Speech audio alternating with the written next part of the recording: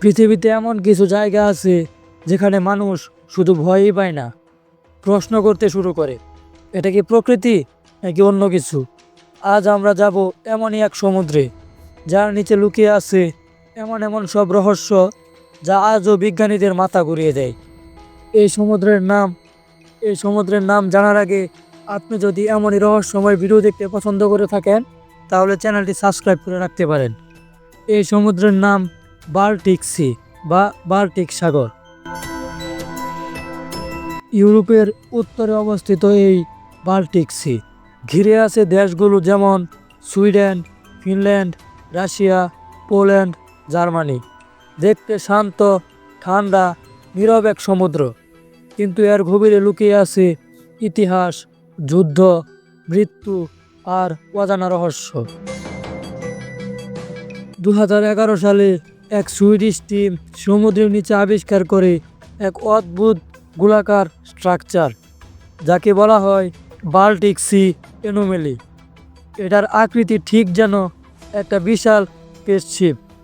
ডাইভাররা বলেছে এই জায়গার কাছে গেলে কম্পাস কাজ করে না, ইলেকট্রনিক ডিভাইস বন্ধ হয়ে যায়।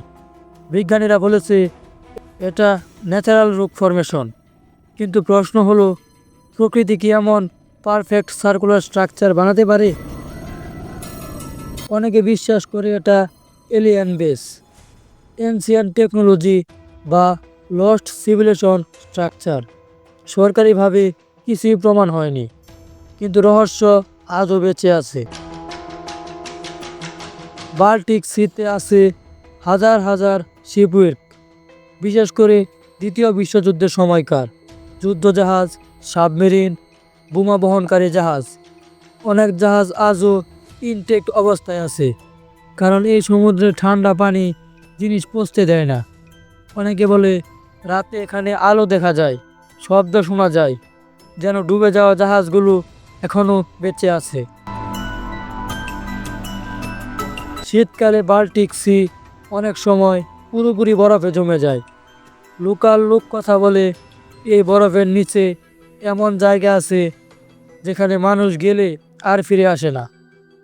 বাস্তব প্রমাণ না থাকলেও এই ভয় আজও মানুষের মনে জীবিত। বিজ্ঞান বলে সব কিছুরই ব্যাখ্যা আছে, কিন্তু ইতিহাস বলে সব রহস্যের উত্তর মানুষ পায় না। বাল্টিক সি হয়তো এমনই এক সাধারণ সমুদ্র, অথবা হয়তো এমন কিছু লুকিয়ে আছে যা আমরা এখনো বোঝার জন্য প্রস্তুত না। প্রশ্ন শুধু একটাই, বাল্টিক সি কি শুধু একটি সমুদ্র, নাকি এটা একটা রহস্যের দরজা? তুমি কি মনে করো? কমেন্ট করে জানাতে পারো। তো এই ছিল আজকের ভিডিওটি ভালো লাগলে লাইক দিতে পারো। তো দেখা হচ্ছে নতুন কোনো ভিডিওতে। ততক্ষণ সবাই ভালো থাকবা, সুস্থ থাকবা। আল্লাহ হাফেজ।